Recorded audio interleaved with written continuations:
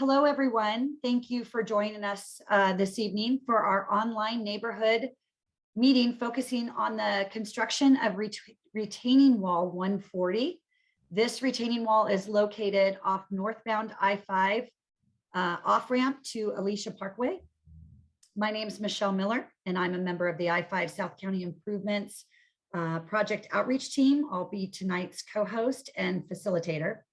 My co-host and lead presenter tonight is Fernando Chavarria of OCTA, and he is also a member of our I-5 Project Outreach Team. Behind the scenes, we have Molly McDonough, Shelly Kennedy, and Attila Juhas. They're all part of the outreach team also, but again, like I said, they're behind the scenes tonight, so you won't see them like you'll see Fernando and myself, but they are here to ensure that the meeting runs smoothly from a technical perspective. So fingers crossed. If we do, on that note, if we do experience any technical issues, please stay on and in the Zoom meeting. We'll try to reconnect. If we do drop, feel free to do the same. And if we do experience a major issue, we can reschedule the meeting for next week. Residents will be kept informed via a personal invite, similar to tonight's meeting. So I know that folks in the neighborhood did receive a personal invite that was canvassed directly to your doorsteps, to your homes. And we would do the same if something were to happen with the meeting tonight. But fingers crossed, it looks like we're doing okay so far, so good. As we're waiting for others to join, let me recap that this work is part of the I-5 South County Improvements Project, a $580 million freeway improvement project that's being built in 3 segments and included numerous roadway, structural, and operational improvements, including new general purpose lanes, improvement to intersections, and widened ramps. Retaining wall 140 is located within segment 3, which is the most northern segment of the 6.5-mile project corridor. And that runs, segment 3 runs, the project corridor itself runs from El Toro Road to the north down to SR 73 to the south. However, segment 3, which is again where retaining wall 140 is located, segment 3 runs from El Toro Road to Alicia Parkway. As tonight's facilitator, please know we value your time and we look forward to answering all of your questions. At the end of the presentation, we'll open it up to a Q&A, questions and answers from the community, from the neighborhood. And of course, we'll do our best to answer all questions. If there is something that we need to follow up on by talking to our technical team, we can get your information and follow back up with you. Also, just note, tonight's meeting is being recorded, and the link to the meeting is will be posted on OCTA's website page. Our project page for the I-5 is under the OCTA.net page, so you can find it at octa.net/I-5 South County. So while we're waiting for anyone else to join, I'll just share a bit of background information on some of our outreach team. In fact, Shelly, Molly, and myself all live in the area. We've all been residents of Lake Forest and Mission Viejo for well over 20 years. So we do drive the same roads and go through the project area on a daily basis with our commute to and from for jobs and for kids. So we do know the area well. So we are very pleased to be here this evening and hope that, again, the presentation's very informative to you and your neighbors. So if everyone's ready, it's about 5:34. So Fernando, if you're good, we can go to the next slide. I'll follow your lead, Sounds Michelle. good. Here's our project contact information. So just wanted to start out, make sure everyone is aware they can get a hold of us. The project helpline is a local number, the 949-614-0202.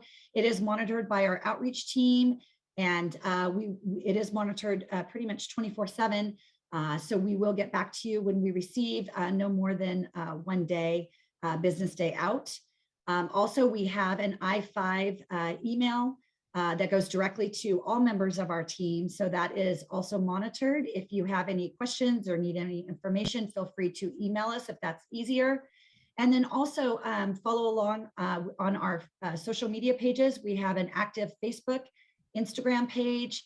And again, our project page is under the octa.net website with the webpage I-5 South County. Next slide.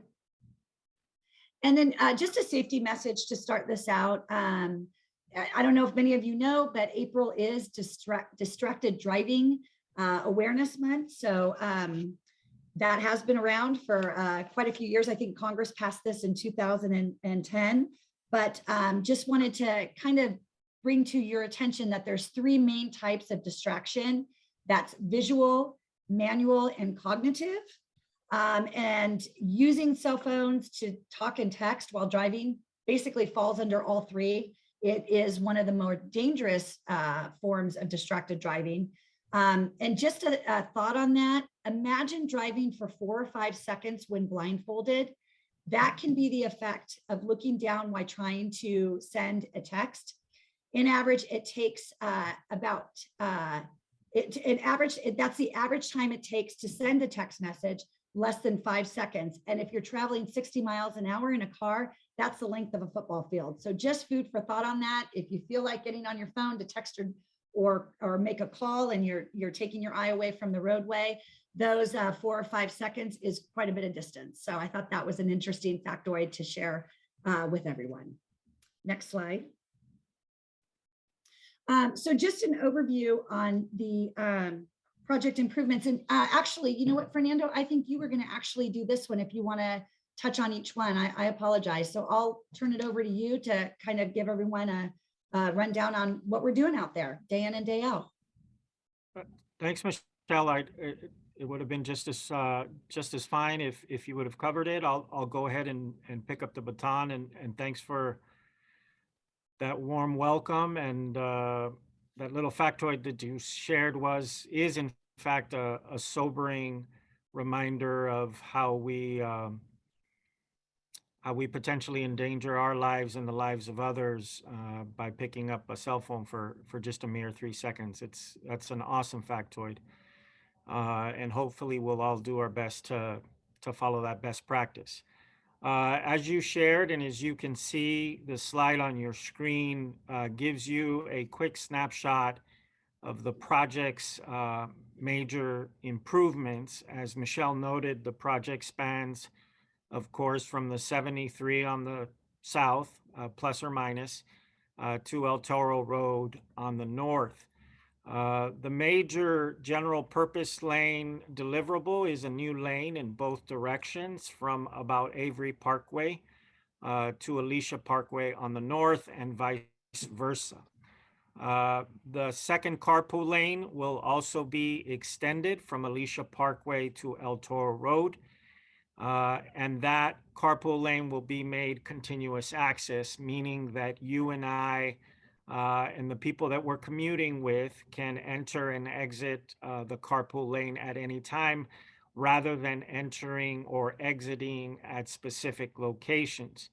There have been a number of studies that have been made, or conducted rather, and they all indicate that continuous access is actually a safer mode of carpooling or transitioning to and from the carpool lane.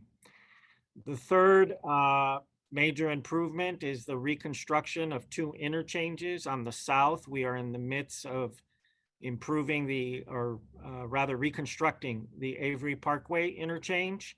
That interchange will basically be doubling in size, providing greater capacity and ease of access to and from the cities of Mission Viejo and Laguna Niguel, and to the adjacent residential and business communities in that area. The project is also reconstructing the interchange at La Paz Road, with Mission Viejo on the east and Laguna Hills on the west. One other major structural reconstruction or widening is the widening of the Los Alisos Boulevard overcrossing, which, as you all know, is situated between La Paz on the south, or excuse me, Alicia Parkway on the south and El Toro Road on the north. This bridge will be widened to the east and to the west to both sides of the freeway. And in doing so, we accommodate the new lanes and the new general purpose lanes and the new carpool lane. Finally, we'll be reconstructing and adding a number of auxiliary lanes. Some of you undoubtedly know what auxiliary lanes are. Essentially, they are lanes that connect from on-ramp to on-ramp, and they provide two major benefits. The first benefit is that it provides greater merge distances so that people can merge onto the freeway or diverge away from the freeway. And the other major benefit is that it provides a point of entrance and a point of exit. If you are darting from one part of town to the other, you can do so quickly, efficiently, safely, and without having to merge on with the mainline traffic. And then finally, we will, by necessity, be realigning and improving on and off ramps. And essentially, it's a reminder that the freeway will be widened. There will be new capacity added on each side of the freeway, on each end of the freeway.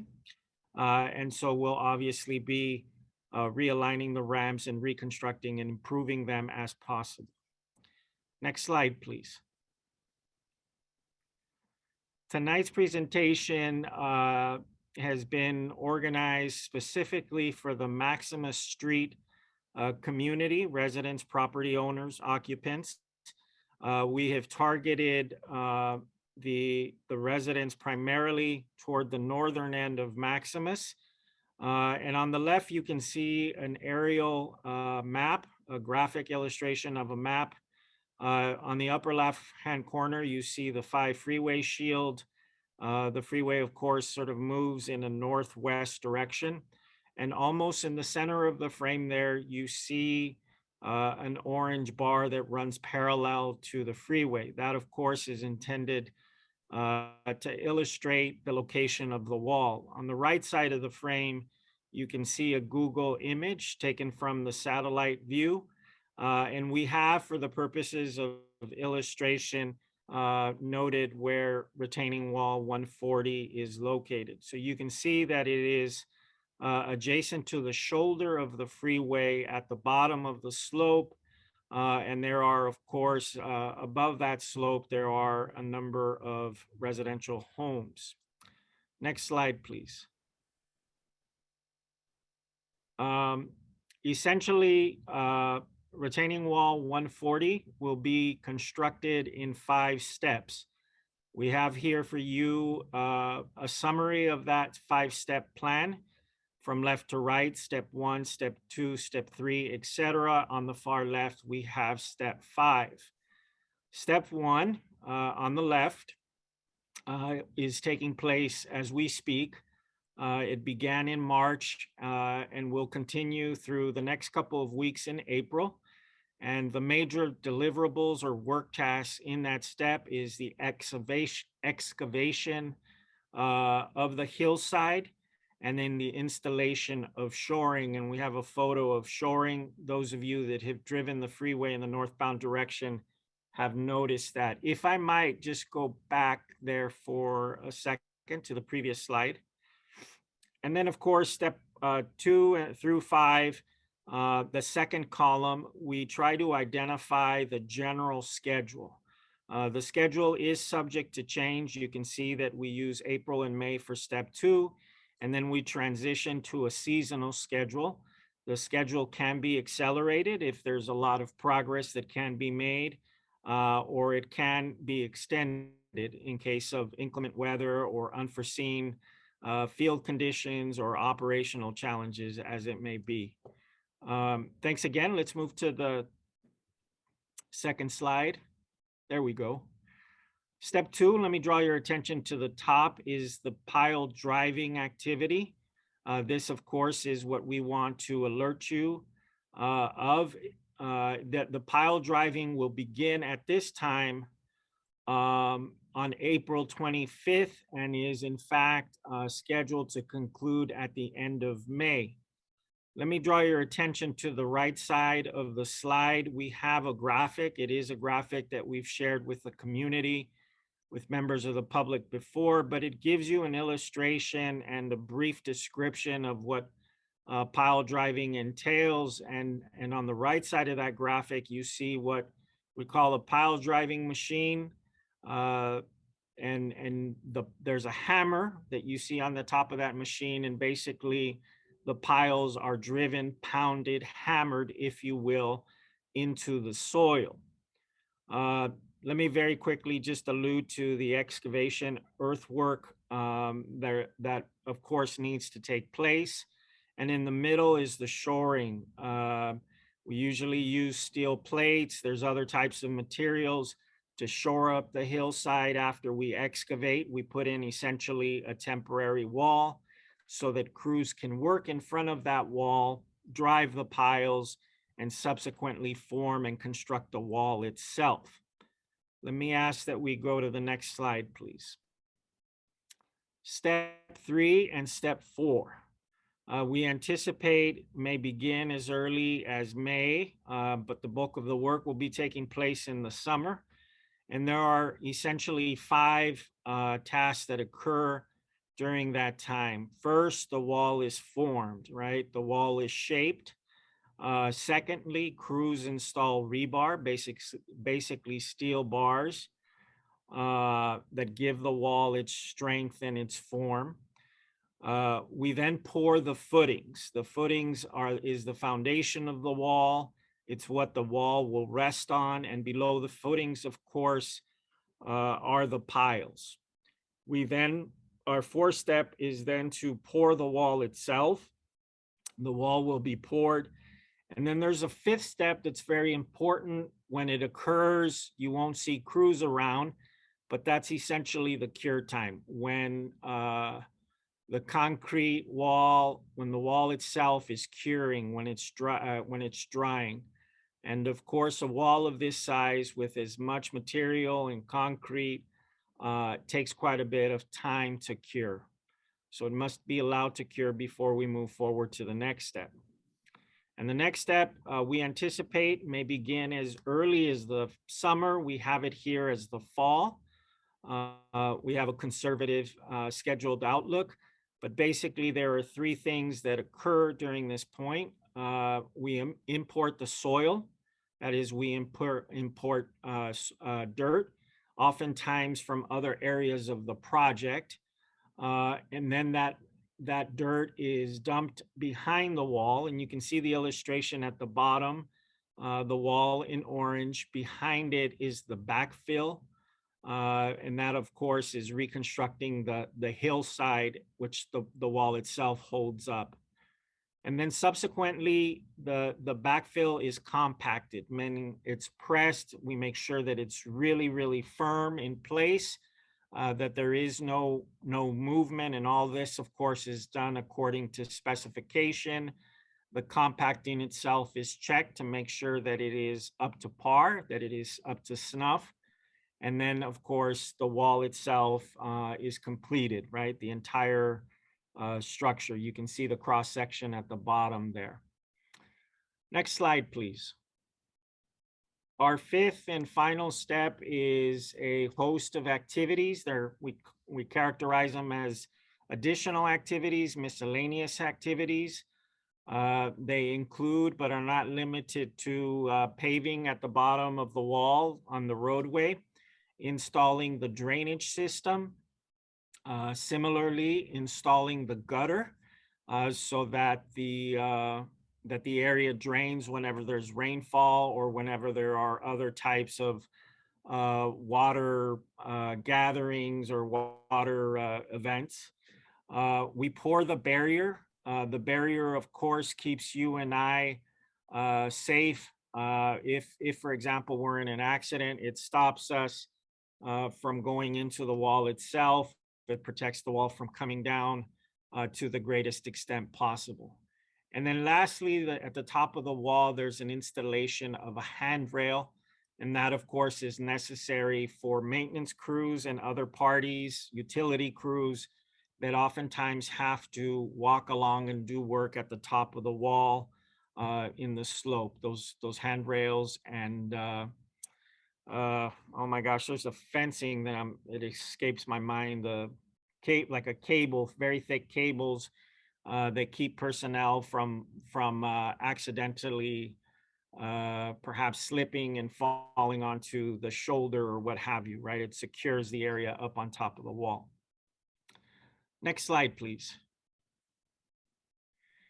We've put together this image for you so that you get an idea of what the wall will look like when it is completed. Imagine that we are standing in the center medium of the freeway, safely, of course, and we are looking towards the east. That is toward Mission Viejo, standing again in the center of the medium, looking towards Mission Viejo, looking towards your street, Maximus. And this is what you'll see. The wall is depicted. We should read the wall from the right to the left. That is from the vicinity of La Paz and moving left or northbound towards the vicinity of Alicia Parkway.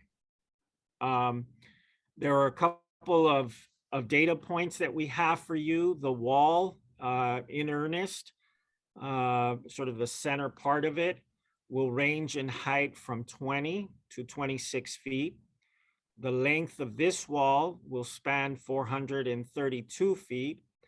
As I shared earlier, at the top of the wall, there will be cable railing. There will also be a smooth band of concrete.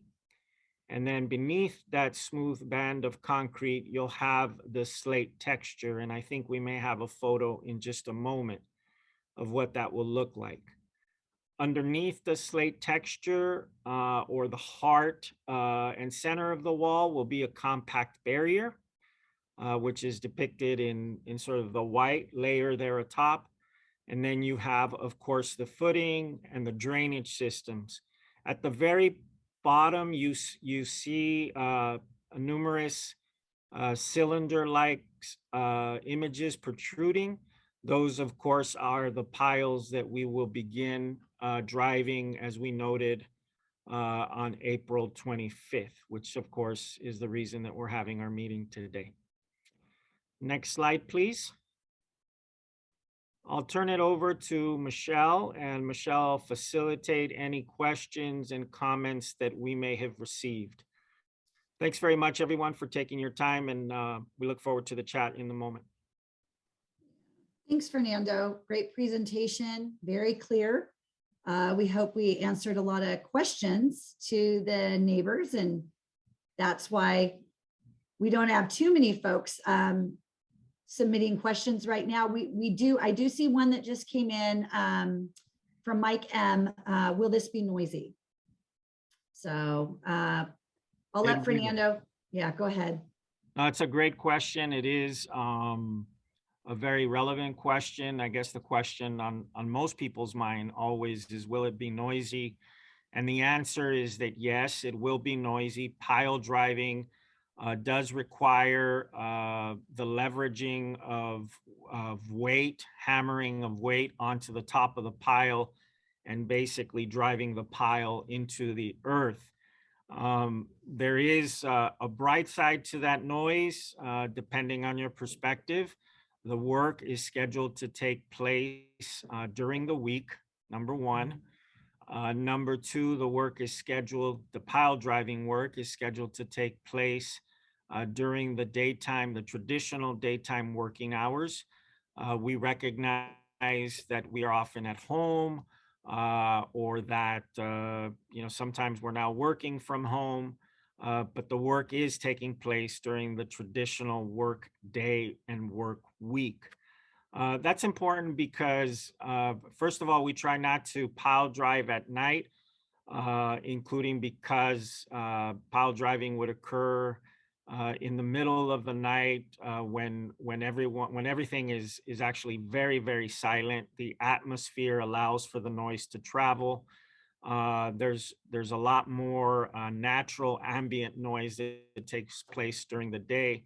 and by and large, most of us are sleeping at night, right? It's the time that we rest and renew. So it will be noisy. I do want to say this: noise is monitored. Noise is also estimated, and the type of activity to take place, even though it will be loud, is common on freeway projects.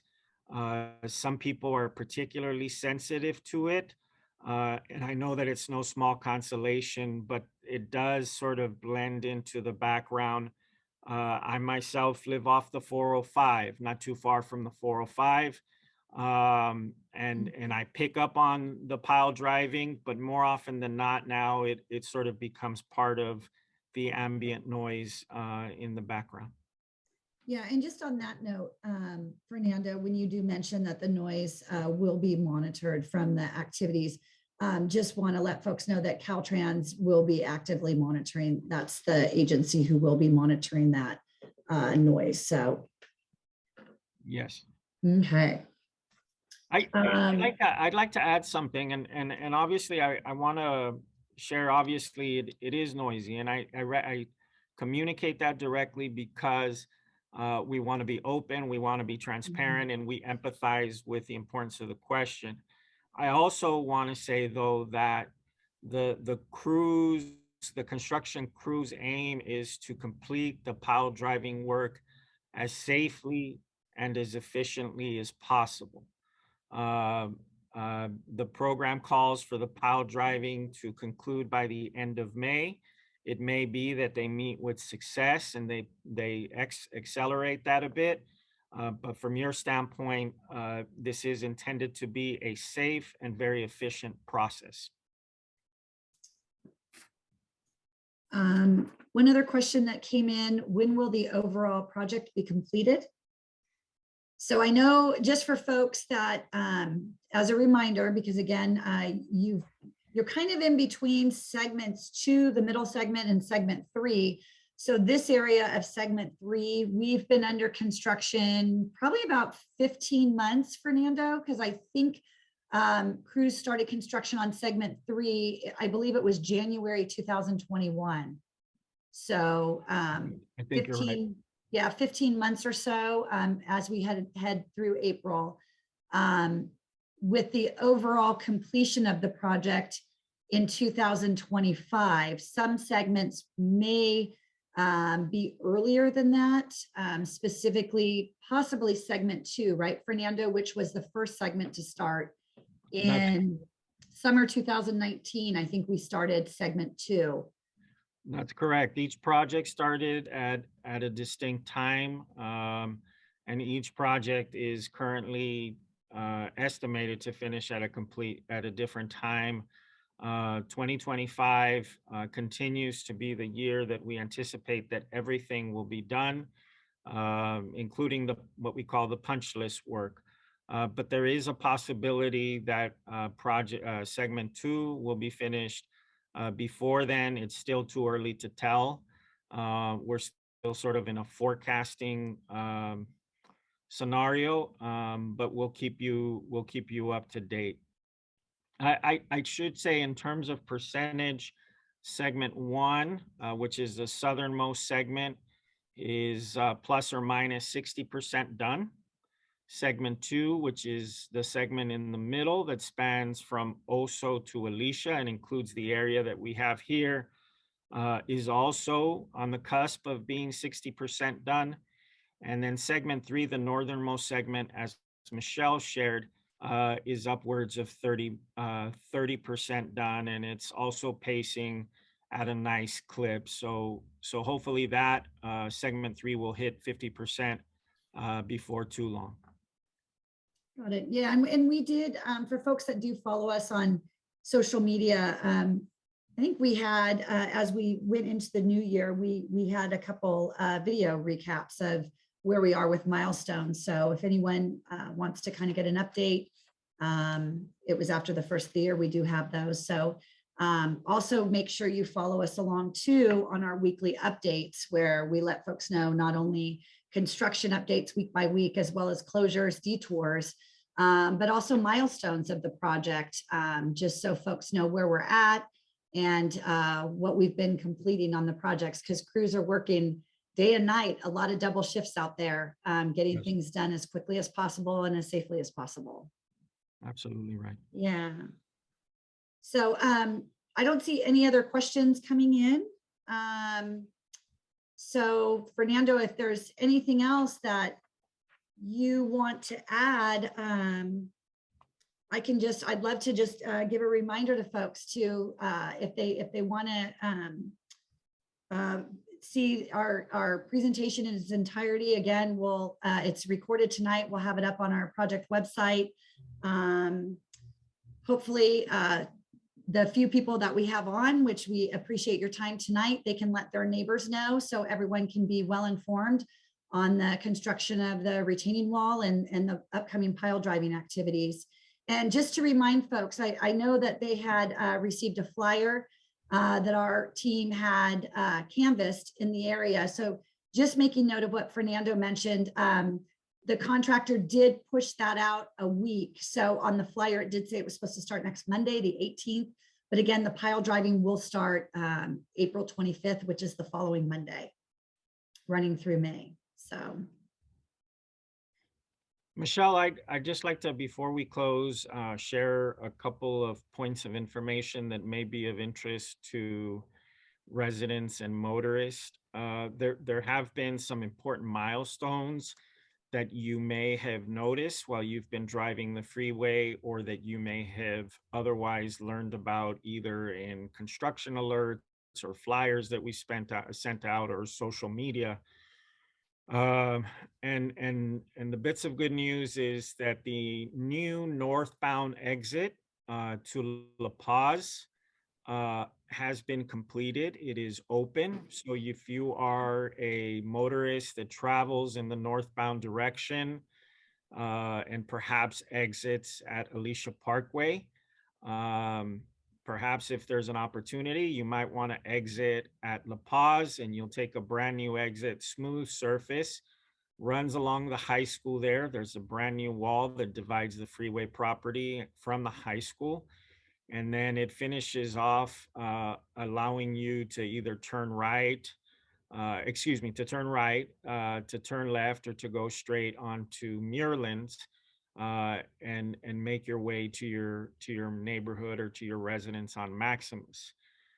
Similarly, the second thing that we recently completed rather, was the new northbound loop on ramp from La Paz, coming from Laguna Hills. So if by chance you go out to Laguna Hills and maybe the high school, or you're out there at one of the local parks for youth sports, as it may be, and you need to head northbound, you can get on that loop on ramp, and that also is a new on ramp. And then finally, something that we'd like to share is that, barring the unexpected, uh, we anticipate that we will reopen the bikeway and the trail path that runs adjacent to the Aliso Creek sometime this summer, right in time for summer. So if you're someone that likes to bike that path, you know now that it's closed. But if all things go according to plan, there aren't any delays, that new bike path will be open. We will certainly communicate that to the public, and hopefully you'll make good use of that bikeway uh, just in time when kids let out of school, or you decide to head for the beach and do it on a bike. So those are 3 points we wanted to share with you this evening. Thank you, Michelle. Sounds good. All right. Well, thank you everyone for joining us. And again, we appreciate your time, and we hope you have a wonderful evening. And again, feel free to follow us on our social media sites on Facebook and Instagram. And also make sure you sign up for our weekly construction alerts. They usually go out on Monday evenings, or Monday day, I'm sorry, for the Monday evening week of closure. So again, thank you for your time, and we look forward to having you join us again in the near future. Thank you, Michelle. Drive safely, everyone.